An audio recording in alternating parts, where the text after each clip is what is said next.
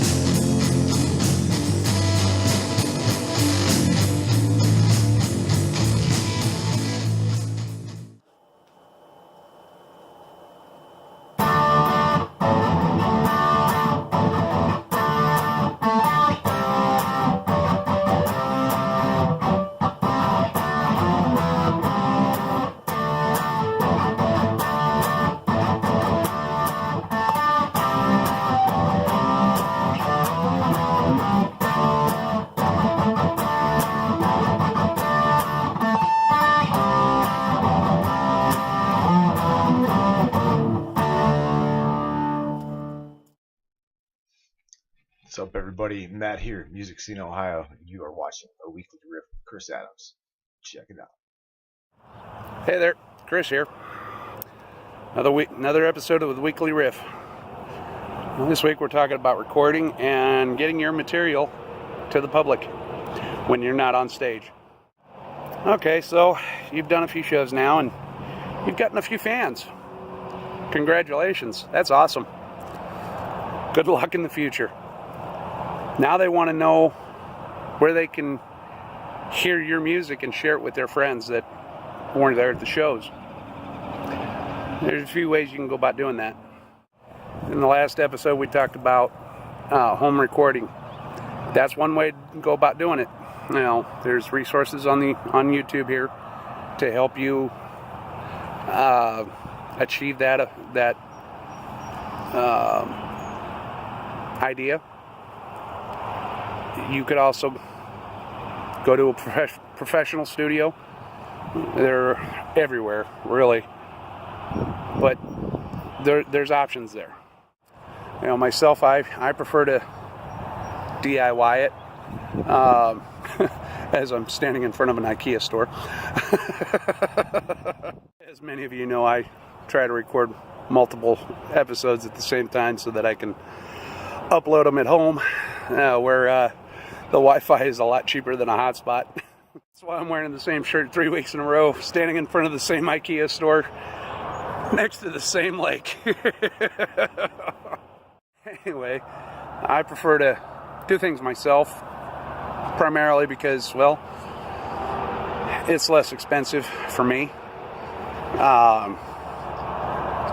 I don't have a huge budget to do what I do. You know, either musically or even with this YouTube. You know, I use my cell phone to record this stuff. And then I upload it using a free video editor. You know, so that's pretty much the budget I have.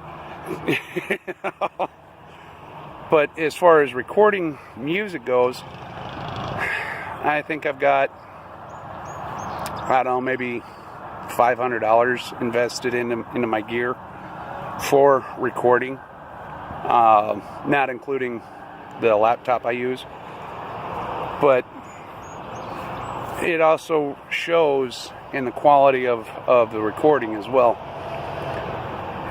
If you want a high quality studio CD style recording, you're probably better off going to a professional recording studio.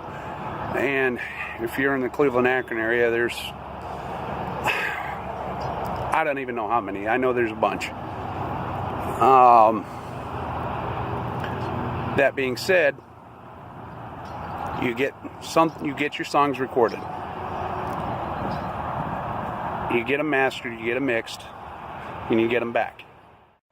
From there, you can do a couple different things. You can make them into a music video, and post it on YouTube, which I would recommend you do, because people want to see what you look like.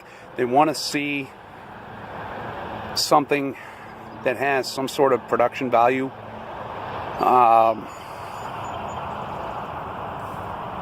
And they want to be able to say, hey, I know these guys.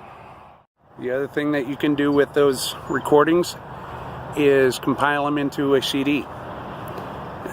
There are companies that will make CDs for you, CD Baby being one of them. But there are others. And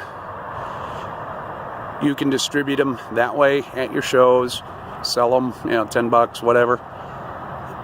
You can also pay for a online subscription to a company. Well, I'm sure there's others, but one that I know of is called DistroKid. I'm not endorsing them. I'm not paid by them or anything. But it's a service that I'm considering using myself. They claim to get your music on over 150 services. And that's real interesting. That gets your music out there and available for purchase. And after all, that's what we're trying to do, is make some money at this. And at least recover our costs of doing what we're doing.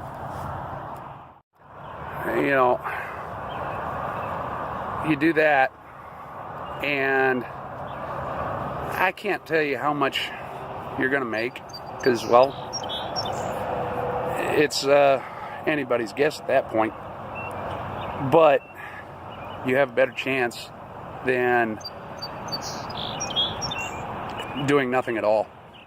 So once you get your recordings available for purchase, or listening to, your friends and your family can have something to say, hey, I know this guy, this is my son, this is whatever, and you'll garner support that way as well, because people have the perception that, well, they've got a recording, they must be doing something good.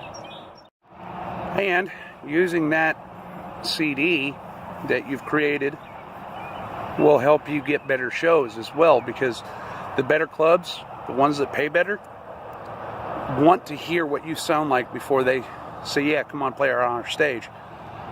It's part of your press package, and it makes you look more professional as well, and that opens more doors for more opportunities to make more money. And, well, you know what? That's what we're all out here trying to do, is chase that dollar. I think it's the dream of every musician to make music for a living. And, well, in order to do that, you got to bust your tail, and you got to do certain things. It's not just going to happen for you. You got to work for it. You got to earn it. And, that's what I'm trying to do to help you, is give you ideas and suggestions to achieve that. In the process, trying to achieve that myself. Trust me, I'd much rather be making music than driving a truck. But, driving a truck pays the bills. Making music fuels my passion. So with all that being said, those are some ideas that you can do to get your music out there, to start earning some cash.